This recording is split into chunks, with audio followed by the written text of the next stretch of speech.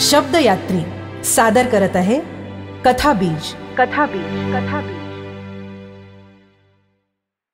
शब्दयात्रीच्या या लेखमालेत आज आपण ऐकणार आहोत सरेनिटी रिसॉर्ट. लेखक आणि अभिवाचक ऋतुराज बुद्धिसागर. अरे हो हो हो, अगदी जवळ पोहोचलोय गुगल मॅप प्रमाणे. फक्त तो त्या आधीच्या डाव्या वळणानं सगळा घोळ केला असणार.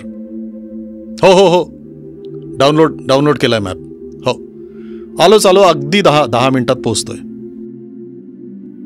किर्र काळोखात धीरज गाडी हळूहळू अंदाज घेऊन चालवत मोबाईलवर बोलत होता. आजूबाजूला गुडप अंधार. त्याच्यासमोर फक्त ती त्या गर्द झाडीची कमान त्याच्या कारच्या हेडलाईटमुळे दिसायची. वळणाच्या त्या कोकणच्या रस्त्यावर रात्री गेला 1 तास तो भरकटला होता. मोबाईलची रेंज नाही, अमावस्येची रात्र, अनोळखी प्रदेश आणि त्यात गुगल मॅपची गुगली, आणि बाहेर रस्ता विचारायला कुत्रा देखील नाही. कोणाच्याही तोंडचं पाणी पळेल अशी शांतता चिरत जाणाऱ्या 2 गोष्टी, तो रातकिड्यांचा आवाज आणि त्याच्या SUVचा हेडलाईट, जो त्या नागमोडी रस्त्याचा पाठलाग गेला 1 तास अथक करत होता. एखाद्याला असं वाटेल हा पाठलाग कधीच संपणार नाही. त्याचे मित्र रिसॉर्टवर दुपारीच पोचले होते. धीरजची गाडी घाटात पंक्चर झाल्यानं त्याला आधी तसं न करायचं ठरवून सुद्धा कोकणच्या त्या अंधारी अनोळखी प्रदेशात ड्राईव्ह करावं लागत होतं. कोणी अन्य जर गाडीत असता तर त्या व्यक्तीला तशा त्या भयाण स्थितीत दिलासा मिळाला असता फक्त एका गोष्टीनं, धीरजच्या त्या परिचित धीर गंभीर वृत्तीनं. आले हो साहेब आले. आम्ही तर आशाच सोडून दिली होती बाबा तू पोचण्याची. त्याला रिसॉर्टच्या आत गाडी पार्क करताना बघून उमेद पळत येऊन त्याला मिठी मारत म्हणाला, ये असा इकडून या वाटेने ये. वाह, अरे बाहेरून कल्पनाच येत नाही रे, अशा इथे या जंगलामध्ये असं एखादं रिसॉर्ट असेल. त्या रिसॉर्टच्या कल्पक आणि आजूबाजूच्या वातावरणाला पूरक अशा बांधणीला न्याहाळत हॉलमध्ये प्रवेश करत धीरज म्हणाला. धीरज हॉलमध्ये येताच संयम, प्रशांत, आनंदीनी त्याचं स्वागत करायला उठले. साल्या इतक्या वर्षांनी भेटतोयस, प्रशांत म्हणाला. अरे तुझ्याबरोबर आशा पण येणार होती ना आनंदिनी? अरे हो, तिची आई जरा सिरियस आहे, पण आत्ताच तिचा फोन आला होता, काळजीचं काही कारण नाही आता, आनंदिनी उत्तरली. कॉलेज संपून गेल्यावर त्यांचा हा 25व्या ॲनिव्हर्सरीचा हा गेट टुगेदरचा बेत काही ना काही कारणामुळं अनेक वेळा बारगळला होता. बरेच जण व्हॉट्सॲपवर अगदी चिडीचूप असायचे गेट टुगेदरचा विषय निघाल्यावर. फक्त आशा, उमेद, प्रशांत, धीरज, आनंदिनी आणि संयम हे तेवढे उत्साही निघाले. कसंही करून भेटायचंच, मग आता कितीही जण जमोत असं ठरवून शेवटी 1.5 वर्षाच्या प्लॅनिंगनंतर ते आज भेटत होते. आशा आली असती तर मस्त झाले असते यार, पण ठीक आहे, पुन्हा कधी. तिची ती गाणी प्रत्यक्ष ऐकायला जाम मजा आली असती. फार छान टर्न घेतला नाही तिच्या लाईफनी ते सगळं झाल्यावर. आणि प्रत्येकाला आयुष्य कुठं आणून ठेवेल आणि कुठं घेऊन जाईल याचा काही नेम नाही. इथे उमेद आता सर्वांसाठी दुसरी बियर त्यांच्या ग्लासमध्ये न फेसाळता नेम धरून ओतण्याच्या प्रयत्नात अगदी एकाग्र. अरे एवढी एकाग्रता अभ्यासात दाखवली असतीस तर आज इस्रोमध्ये काम करत असतास. स्वप्न होतं ना तुझं ते. धीरजचा एक टोमणा उमेदला. उमेद ग्लासेस सर्वांसमोर ठेवत, वक्त से पहले और किस्मत से ज्यादा. कुठल्या ट्रकच्या मागे अडकला होतास ट्रॅफिकमध्ये आज येताना? आनंदिनी उमेदचं वाक्य मध्येच तोडत. या पाचकळ कोटीवर सर्वजण खळखळून हसतात. हे सगळे अगदी क्वचितच एकमेकांना भेटायचे. एक अगदी विलक्षण आणि वेगळी गोष्ट म्हणजे हे जेव्हा एकमेकांना भेटले त्यानंतर जवळजवळ प्रत्येकाला त्यांच्या आयुष्यात कठीण प्रसंग आले, आणि त्यांना तोंड देताना ते वैयक्तिकरित्या एकटे नव्हते. म्हणजे तो किंवा ती हे जणू त्या भेटीमधून काहीतरी घेऊन गेले होते स्वतःबरोबर. ज्यामुळं त्यांची जगण्याची जिद्द उमेद जणू दसपट झाली त्या कठीण प्रसंगांना तोंड देताना. आजच्या या भेटीत ते सर्वजण असे हे वेगवेगळे अनुभव शेअर करत होते. बाहेरून येणारी गार हवा, गर्द ओल्या झाडीचा गंध घेत ते बोलत होते. सुरुवातीला बेढंग असणारा बाहेरून येणारा बेडकांचा रातकिड्यांचा आवाज आता एका लयीत येत होता, जसा की जणू जुगलबंदी चालू आहे. संयम म्हणाला, मला असं वाटतं ना की आपण असं जेव्हा एकत्र येतो ना, असं वाटतं की आपल्या या व्हाईबनी एक वेगळीच शक्ती, एक दिशा, एक पॉझिटिव्हिटी मिळाली आहे आयुष्याला. संयमच्या या बोलण्यावर सगळ्यांनी होकारार्थी मान हलवून चिअर्स म्हणत एकच आवाजात दुजोरा दिला.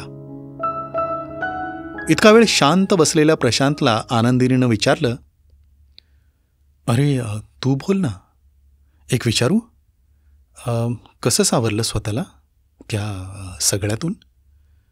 म्हणजे सॉरी, तुला वाईट वाटणार असेल तर सोडून दे. कोरोनानं प्रशांतचं सगळं कुटुंब अगदी मुलांसहित त्याच्याकडून हिरावून घेतलं होतं. आनंदिनीच्या या प्रश्नावर तो शांतपणे हसला. त्यात खेद किंवा निराशा नव्हती. तो म्हणाला,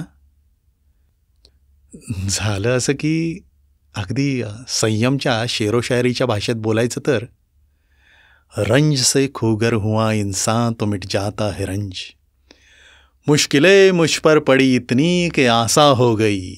आनंदिनी, उमेद, धीरज, संयम या सगळ्यांनी त्याचं वाक्य, गालिब चाचांचा तो आवडता शेर एका सुरात पूर्ण केला.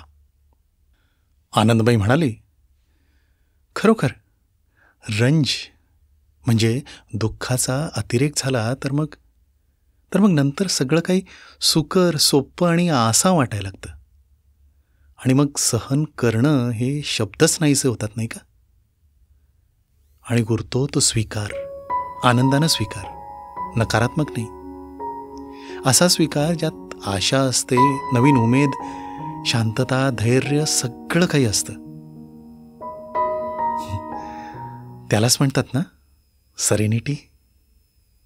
रिसॉर्टमधल्या हॉलच्या त्या कोपऱ्यातल्या छोट्या नेमप्लेटकडं पाहत आनंदिनीनं तिचं शेवटचं वाक्य पूर्ण केलं.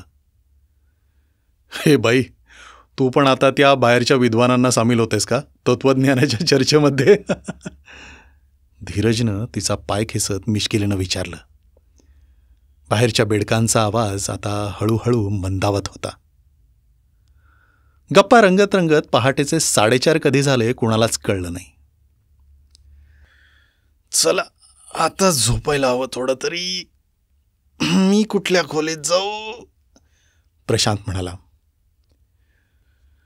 Room number 202. एक आवाज. काहीतरी काय, इथं फक्त 5 रूम्स आहेत, हा कसला नंबर? Room number 202. परत तो आवाज. सगळेजण एकमेकांकडं प्रश्नार्थक नजरेनं पाहतात. मिस्टर श्रीकांत पुराणिक, रूम नंबर 202. तो आवाज परत काही वेळानं. Hello, good morning. त्याला नर्स हळूच आवाज देऊन उठवत म्हणते. श्रीकांत डोळे उघडून आता खोलीत डाव्या बाजूला नजर फिरवतो. तो सलाईनचा स्टँड आणि ती नर्स पाहून त्याला कळून चुकतं आपण कुठे आहोत. दारात डॉक्टर येतात आणि म्हणतात, चला मिस्टर श्रीकांत, झाली ना झोप शांत? Let's do it, don't worry at all. Doctor आत येऊन श्रीकांतची पाठ थोपटतात. एका मोठ्या रिस्की ऑपरेशनच्या आधीचा तो दिलासा असतो. मिस्टर श्रीकांत पुराणिकांना अगोदरच मागच्या आठवड्यापासूनच कल्पना दिलेली असते की हे गंभीर आणि अगदी जीवावर बेतणारं ऑपरेशन यशस्वी होण्याची शक्यता खूप कमी आहे. ती नर्स त्याला लांबलचक पॅसेजमधून व्हीलचेअरवर घेऊन जाताना एखाद्या विपश्यीसारखा भाव श्रीकांतच्या चेहऱ्यावर झळकू लागतो. त्याला आता परिणामांची भीती, चिंता काही नव्हतं. या सगळ्या गोष्टींच्या पलीकडची अवस्था घडली होती त्याच्या मनानं. एकदम सिरीन वाटत होतं त्याला. त्या रिसॉर्टच्या नावाला साजेल असा भाव होता त्याच्या चेहऱ्यावर. हो, ते रिसॉर्ट ज्यात तो गेली 1 रात्र राहिला होता, अतिपरिचितांबरोबर, ज्यांचा चेहरा त्याला आता स्पष्ट आठवत सुद्धा नव्हता.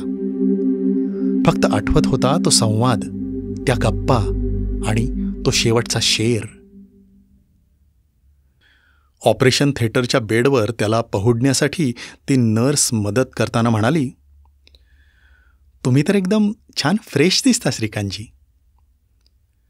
बेडवर पडल्यानंतर जवळच्या स्टँडवर ऑपरेशनची हत्यारं, सामग्री चेक करण्यात मग्न असलेल्या त्या नर्सला श्रीकांतनं विचारलं, तुमचं नाव काय?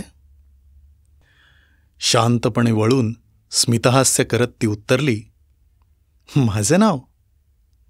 मी आशा.